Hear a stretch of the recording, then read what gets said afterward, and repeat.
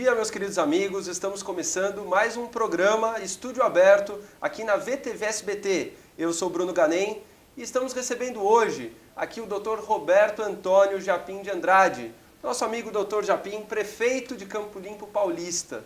E hoje a gente vai falar um pouco sobre o trabalho dele como médico, né? Uma especialidade que é tão valorosa aí na nossa sociedade. Ele que é um grande conhecedor de múltiplas especialidades, né? Ele trabalha, inclusive, né, na parte ortomolecular. É um prazer recebê-lo aqui no programa.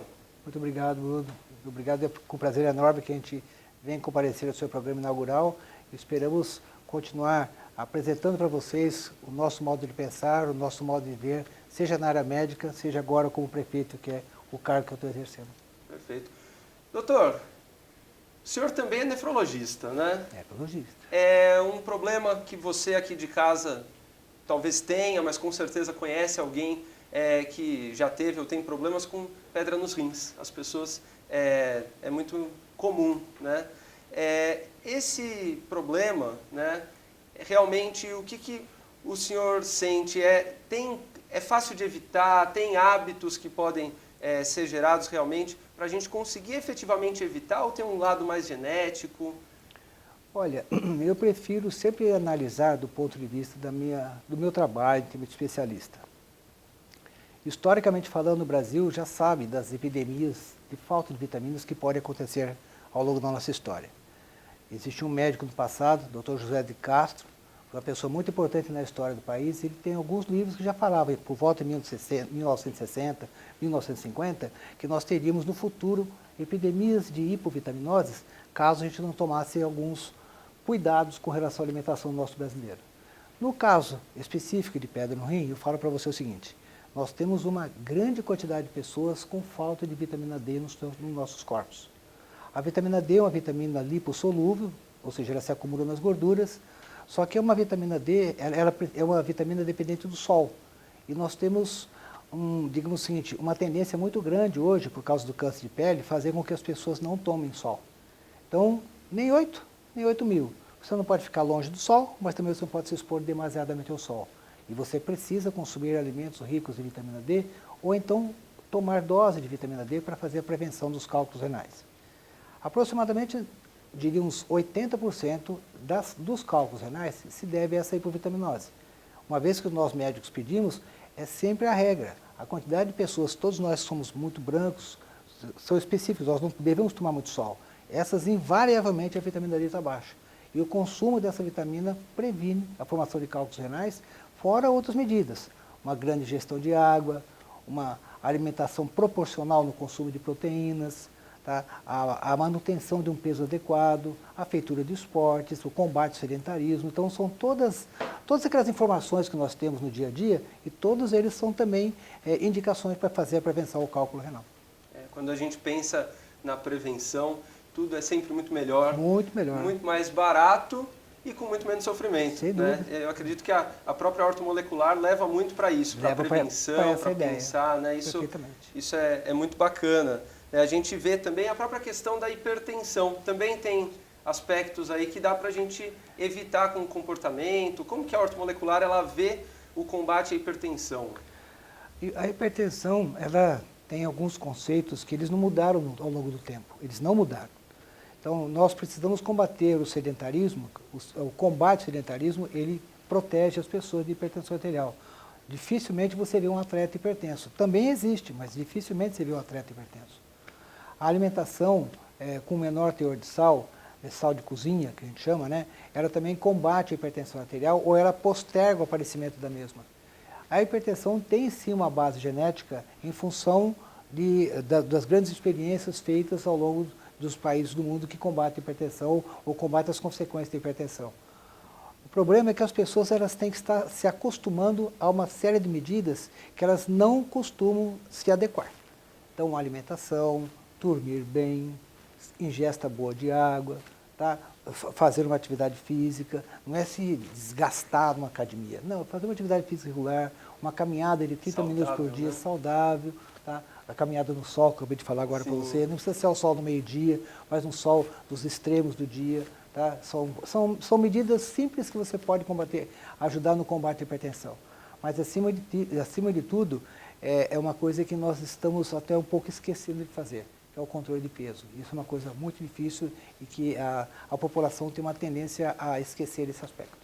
Com atividade física, alimentação saudável, um sono de qualidade, então boa parte dos problemas estão descartados. Né? Eu diria que um dos males do século que existe agora é justamente o fenômeno da depressão. O sol combate a depressão. Isso é uma coisa difícil das pessoas aceitarem, mas ele combate a depressão. E nós temos a tendência a ficar dentro de casa, dentro dos apartamentos. As cidades onde as pessoas moram dentro de suas casas e só ficam dentro de casa, tem um alto índice de depressão. E o truque é justamente tomar um pouquinho de sol e fazer uma boa caminhada. É a própria vitamina, atividade física. Né? Aliás, quando você fala da questão do protetor solar, do filtro solar, é preferível fazer uma caminhada, vamos dizer, no começo da manhã sem o filtro solar? Seria isso? Ou... O filtro solar impede a feitura da vitamina D. Entendi. Mas protege a nossa pele contra o câncer de pele. Certo. Qual é o horário que mais a gente tem chance de ter câncer de pele? Meio-dia. Então você não vai andar ao meio-dia. Você pode fazer as duas coisas. Andar no momento que você pega sol, faz a vitamina D necessária para o nosso corpo, mas ao mesmo tempo não tem a propensão a fazer o câncer de pele. Não tem esse risco, né? O colesterol, pelo menos eu já ouvi falar um pouco que, não é da minha formação, eu sou engenheiro, né, de produção, mas que o colesterol ele tem um peso genético muito grande, né? Hoje, infelizmente, existe uma tendência muito grande das pessoas falarem que o colesterol tem um peso genético. Mas todo mundo fala que a obesidade também tem peso genético, hipertensão tem peso genético, diabetes tem peso genético. Que tal a gente esquecer um pouquinho a genética? Falando, eu vou modular essa genética. Que a gente pode fazer, exato. Né? Eu vou modular essa genética. Como que a gente pode modular a genética? São com essas maneiras que eu acabei de falar para você. Hoje existem vários nomes que se falam em epigenômica, modificação genética, modulação genética. Vamos passar pelo mais simples, para as pessoas poderem entender. Elas podem se modificar a sua genética de que maneira? Tomando atitudes saudáveis, que são essas que nós estamos mencionando agora. Agora, não tenha dúvida que periodicamente a consulta médica deve ser feita para que você faça uma investigação daquilo que possa estar em deficiência. Por exemplo, a vitamina D, vitaminas do complexo B, tá? Ver o seu hemograma, ver como está o seu teor de ferro corporal. São todas coisas que a gente faz dentro da ortomolecular e que ajuda bastante. Excelente. Minha esposa, inclusive, está falando da questão da epigenética, né? É um assunto que eu já ouvi um pouquinho com ela, né? A gente ouve em casa, pega alguma coisa, mas é muito interessante. Realmente a gente precisa evoluir o comportamento. Se a gente joga só a culpa na genética, fica muito cômodo, né? É comodismo, então, já.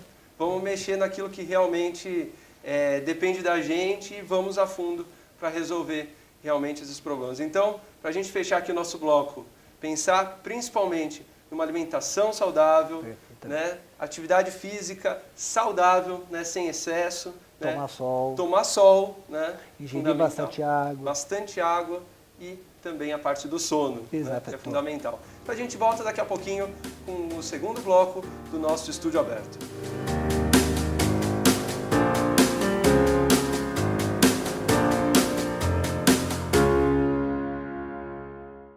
Que tal cuidar do seu corpo e de sua mente com um conceito voltado para os resultados? No Exclusive Cambuí você encontra o melhor para a sua saúde física e emocional com atendimento focado no que é mais importante. Você, Exclusive Cambuí, mais que uma academia, simplesmente Exclusive.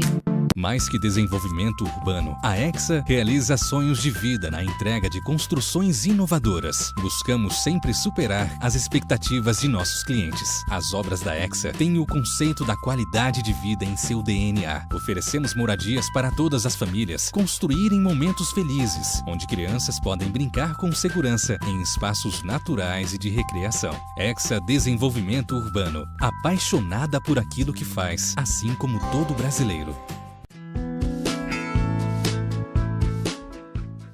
O assessment é um conjunto de ferramentas dentro de um processo estruturado e controlado que visa identificar pontos fortes do profissional, ou seja, as competências já construídas, e oportunidades de melhoria, as competências a desenvolver.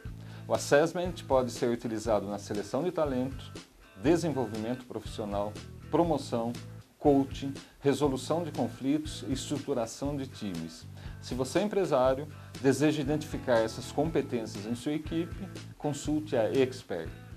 A Expert seleciona para início imediato analista fiscal, analista químico, auxiliar de produção, fonoaudiólogo, mecânico de manutenção, operador de caldeira, operador de produção, programador CNC, técnico eletrônico, técnico farmácia, torneiro mecânico e vendedor externo. Leve seu currículo na Expert, na Avenida Francisco Glicério, 1731, no centro de Campinas. Ou cadastre o seu currículo e confira outras oportunidades no expertconsultoria.com.br.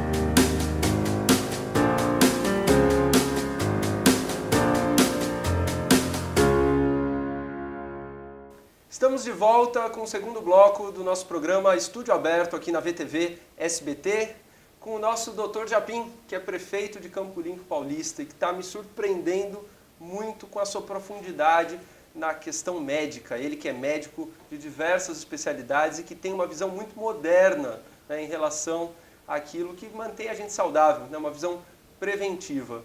Doutor, e os equipamentos? E a tecnologia é uma grande aliada da saúde? Olha, eu diria que é uma aliada parcial. A tecnologia ela é muito importante, mas ela envolve muito gasto. Gasta-se muito dinheiro para você acompanhar a modernização dos equipamentos que são apresentados à população para fazer seus exames. Eu sempre me baseio no seguinte: o exame complementar, como o próprio nome diz, é complementar. Então não existe um exame complementar que venha antes do parecer médico. E o parecer médico ele só é feito adequadamente com uma boa entrevista médica. A gente acompanha nos últimos tempos um problema muito sério, e isso aí cresceu muito. O gasto que foi feito com relação a equipamentos médicos foi atrelado ao aparecimento de muitos convênios médicos. Os convênios médicos, de qualquer natureza, eles atrapalham a relação médico-paciente. Eles encurtam a consulta. Precisa-se fazer uma consulta muito rápida para poder receber o dinheiro do convênio por uma determinada consulta. E isso acho que atrapalha muito. Então, é muito importante nós termos exames, sim, mas ao mesmo tempo nós não podemos esquecer que a conversa do médico com o paciente e a conversa do paciente com o médico não pode ser atrapalhada, ela não pode ser encurtada. E nesse aspecto é que eu faço a crítica à modernidade dos equipamentos que podem atender no tratamento de saúde. E a minha crítica é essa. Sim, existe a pressão do convênio. Pressão do convênio. Muitos médicos acabam também entrando, né, nessa pilha de querer, lógico, seguir as regras do convênio e não aquilo que é fundamental, né? Isso. E a gente ouve muito, né, de pacientes que reclamam que às vezes o médico nem fala direito, né, com o paciente e já pede exame, nem olha para a cara, já receita. Eu digo o seguinte, que a pessoa que procura um serviço médico, ela, a princípio, ela está precisando falar com alguém. Então não adianta essa pessoa falar com o computador. Não adianta essa pessoa falar com um tomógrafo. Não adianta essa pessoa falar com um aparelho de ultrassonografia. Ou com uma dosagem de colesterol. Ela quer um parecer médico do que deve ser feito, uma conversa. E, infelizmente, o preço pago para atendimento médico pelos convênios é muito pequeno. E isso faz com que, infelizmente, as consultas fiquem curtas, consequentemente atrapalhando essa conversa. Então, eu insisto, você investir para poder ter esse aspecto, modernidade de equipamentos é fundamental para a saúde, mas nada substitui a opinião do médico, a conversa do médico e, acima de tudo, o escutar do médico perante a queixa do paciente. Senão vira uma fabriquinha, né? Uma coisa de um atrás do outro, produção em massa. E a medicina da família, o médico da família funciona bastante, né? Funciona bastante. Funciona bastante em cima disso. À medida que o médico ele vai e visita uma pessoa em casa, como era no passado, ele não vai usar de equipamento médico. Ele vai usar de uma conversa, ele vai escutar aquilo. E por isso que dá certo. Acaba sendo mais barato, Muito mais eficiente, evita uma série de sofrimentos, porque você previne, né? Você identifica que a pessoa já está saindo, né, de um padrão de vida que seja saudável. Né? A empresa que ela vai instituir para a população um determinado aparelho, se ele é muito de ponta, o que acaba acontecendo? Ela vai cobrar de quem vai consumir aquilo ali, que é o paciente que paga o convênio, cobra alto. Só que o que retorna para o médico é pequeno. É mínimo. E com relação ao Dr. Google, né? Todo mundo tem um médico aí, muitas vezes bastante radical, no computador, qualquer dor de cabeça, bota lá no Google, é câncer. Dor no pé é câncer, tudo é câncer, né? Não, isso é um problema sério, né? Eu falo o seguinte, o Dr. Google, ele é uma excelente ferramenta. Hoje nós não podemos nos afastar do conhecimento. E falar que ele não serve, nós estamos nos afastando do conhecimento. Mas tem que ter uma palavra chamada bom senso. Nem 8, nem 8 mil, que eu falei no começo da nossa conversa. Ele orienta bastante, ele informa bastante, mas é esta conversa que a pessoa vai ter com o médico e o médico vai poder esclarecer para ela, olha, isso não é câncer por conta disso. Então o tempo tem que ser suficiente para ele poder informar a pessoa que o que ela aprendeu está correto, mas o diagnóstico não foi suficientemente correto em função do parecer, do conhecimento do médico e não do Dr. Google. É verdade. O próprio Facebook, né, também agora está criando alguns mecanismos para criar uma segurança maior da informação, porque a gente vê muita notícia, muita informação falsa, às vezes, até criando coisas mirabolantes em saúde, né? É a história da água com bicarbonato, né? Que cura tudo, né? Os sucos que são mágicos, que fazem emagrecer, remédios novos que emagrecem todo mundo. Nada substitui a conversa com o médico, mas, acima de tudo, nada substitui aquelas boas práticas que nós falamos na primeira parte do programa. É isso mesmo. Porque senão a gente acaba tendo realmente pessoas que são iludidas por esses tratamentos milagrosos e acabam atrasando o verdadeiro tratamento e, acima de tudo, se afastando, né, daquilo que é mais importante, que é mudar os seus hábitos mais essenciais e ter realmente um padrão de vida que seja saudável. Doutor, não tem como a gente ir embora aqui sem falar da sua atuação, né, como prefeito agora, né, de Campo Limpo Paulista. As pessoas em casa, com certeza, eu sei que elas estão ansiosas para saber desse começo, né? Eu nunca vi isso. Em um mês, eu estava olhando nas redes sociais, no Facebook, e fizeram uma enquete. 90% já está aprovando o governo do senhor, ótimo e bom, numa enquete, né, feita por um jornal da cidade. E isso, com certeza, tem uma explicação. Eu queria que o senhor falasse um pouco desse trabalho do início. Eu diria para vocês o seguinte, você nunca vai fazer uma coisa obrigada e ser feliz. Você vai sempre fazer uma coisa que você sempre perseguiu. E isso te dá muita felicidade. Eu persigo ser prefeito desde o ano 2000. E eu consegui ser agora. Fui eleito com uma pequena margem de voto com o meu adversário, fui eleito por apenas 12 votos de diferença. Mas uma coisa que é muito importante que eu falo, eu estou fazendo aquilo lá com muita felicidade. Ser prefeito é uma coisa boa e eu e o meu vice-prefeito, o Dr. Alessio Grandizoli, nós estamos fazendo isso com muita felicidade no dia a dia, os dias que estão passando, as conversas que estão acontecendo, isso está sendo muito bom para nós. Mas por que eu digo que nós estamos tendo uma grande aceitação da população, que foi a sua pergunta? Eu diria o seguinte, que aquilo que nós falamos no nosso programa de governo, nós estamos fazendo. Então, por exemplo, a gente tinha na nossa cidade uma saúde terceirizada há quase 24 anos. Nós cancelamos a terceirização e instituímos o nosso padrão de governo. Com isso, os médicos entenderam e passaram a aceitar a conversa, a orientação e as explicações que prefeito e vice estavam instituindo para o modo de governar. Aos poucos, nós estamos atuando com nossas promessas para todas as áreas que nós fizemos durante a campanha eleitoral. E isso dá grande aceitação, daí o número que você acabou de mencionar. Mas, acima de tudo, é fazer promessa e cumprir promessa. É isso que o povo quer em termos de um candidato eleitoral.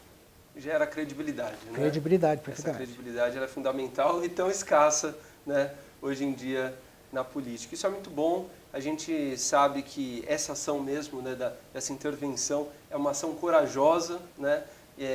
Eu já acompanhei alguns prefeitos que fizeram algo parecido e, com certeza, precisa ser feito de uma maneira muito inteligente e, em tão pouco tempo, eu já presenciei, pelos próprios comentários nas redes sociais, que foi muito bem sucedido, foi muito bem trabalhado, muito bem estruturado. Isso faz a diferença numa gestão, mas é o que você falou, em tudo na vida, né? Na sua profissão, faça com amor. Com né? amor. Se a gente faz com amor, com certeza a gente vai fazer da melhor maneira possível e a gente vai buscar sempre a melhor solução para atender aquela pessoa, né, que a gente se propôs a atender. Eu vi também que você se relaciona bastante, né, nas próprias redes sociais, você tem um diálogo muito bom, né, com a comunidade. Olha, nessa parte eu falo para vocês o seguinte, nós temos uma equipe muito boa. A nossa equipe, eu acho que um bom prefeito, um bom vice-prefeito tem que ter uma equipe muito boa. Nosso setor de comunicação é muito bom, nosso setor de planejamento é muito bom, nosso setor de saúde é muito bom, nossos amigos da educação, os professores, os diretores são muito bons, nossos guardas municipais são excelentes. Então, Então eu falo para você o seguinte, se está todo mundo contente, nós temos que passar para a população essa felicidade e o nosso modo de atuar. E eu acho que por isso que acontece essa, digamos o seguinte, essa felicidade para esse aspecto. Um detalhe importante, nós não fugimos das pessoas. Em geral, os prefeitos, os vice-prefeitos, os vereadores, eles se elegem, eles fogem. Não, a gente está presente, está no dia a dia. Tá? Eu brinco com as pessoas, nós temos que sair para a rua, é o contrário, você não tem que ficar no palácio, tem que sair para a rua, conhecer um problema, apresentar a solução. Se você não conseguir resolver a solução, mostrar por que não conseguiu fazer, a população entende. E é isso que ela está procurando hoje em dia. É verdade. A própria questão de você estar ouvindo, com certeza surgem ótimas ideias, você consegue agir exatamente onde as pessoas querem que exista ação. Mas, lógico, não tem como a gente passar pela gestão pública sem falar da questão da crise, das dificuldades. E em Campo Limpo Paulista, como que está a situação, o caixa da prefeitura, a questão da geração de emprego? O Campo Limpo Paulista é uma cidade do Brasil, então ela está enfrentando os mesmos problemas que o Brasil está enfrentando. Mas eu diria o seguinte, todo problema que surgiu no Brasil foi um problema político.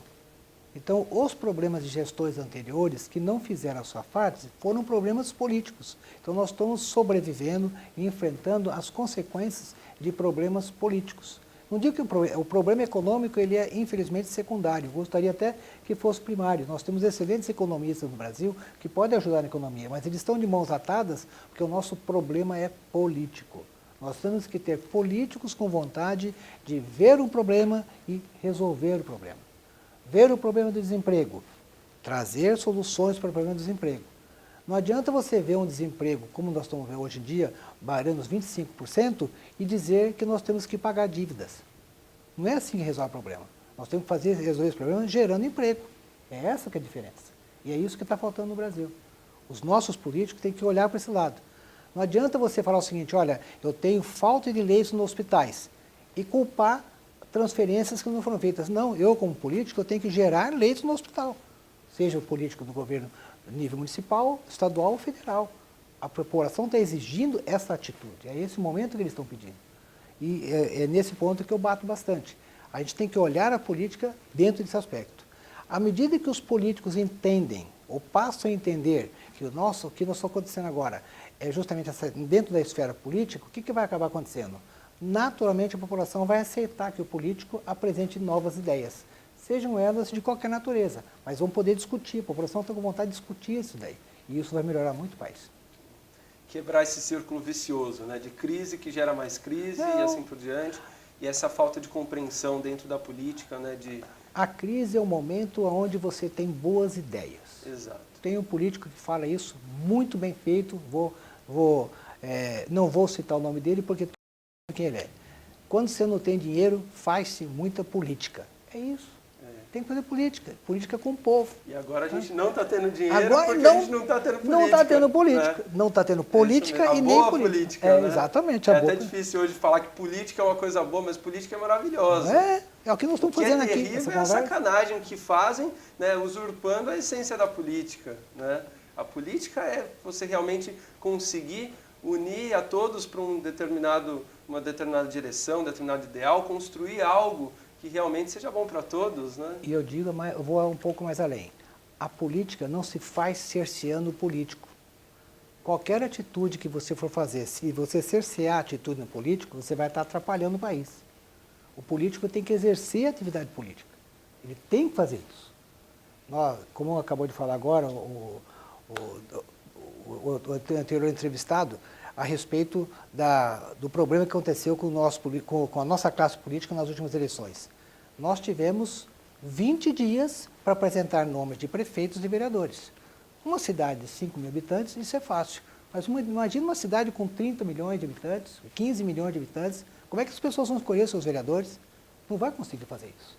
Então nós temos que permitir. Eu sou a favor que a campanha eleitoral, para você ter uma eleição em outubro, comece em janeiro. Tem que ter permissão, sai em janeiro, fala, porque as pessoas têm que conhecer o político para mostrar que ele tem crédito ou não, a credibilidade ou não, como você mencionou agora. Como é que eu vou vender para as pessoas a ideia de credibilidade em 15 dias? Então nós estamos sofrendo isso. É muito fácil passar uma maquiagem em 15 dias e virar qualquer coisa, né? Eles estão aqui, né? Os nossos amigos jornalistas sabem fazer isso com muita rapidez e muito bem, né? Vocês sabem maquiar bem os políticos. Só que maquiar não quer dizer trazer credibilidade. E o que nós estamos sofrendo agora dos políticos é a falta de credibilidade. Eles falam e não cumprem. Por que eles não cumprem? Porque eles foram maquiados dizendo que iriam cumprir a sua promessa. E não é isso que está acontecendo. Perfeito. A gente tem realmente uma lição de casa muito grande para fazer, né, enquanto sociedade, né? A gente tem realmente tudo nas mãos, né? A crise, né, como o senhor falou, é uma grande oportunidade para a gente fazer todas as modificações que são necessárias. Eu estou muito confiante, eu estou muito feliz vendo as pessoas participarem cada vez mais, né? A gente vê que as pessoas elas estão preocupadas e elas já perceberam que não adianta botar a cabeça debaixo da terra, né, e ficar aguardando, né, que a tempestade passe. Não, a gente tem que agir e é através da política, gostando ou não dela, né? É através da política que a gente acaba mudando as coisas. E eu sinto, então, que a gente vai sair muito mais forte de toda essa situação, né? E eu sei que a gente vai ter um país cada vez melhor. Eu queria agradecer muito a sua participação. Obrigado. Fiquei muito feliz de conversar com o senhor, né? Como político, como prefeito que ama o que faz e como médico que também ama o que faz e que faz aí com tanto prazer, com tanta lucidez em relação a tudo que está acontecendo aí de mais moderno, com uma visão bastante progressista, né, no sentido de fazer com que as pessoas tenham efetivamente saúde, né? Que não seja o tratar a doença, mas promover a saúde.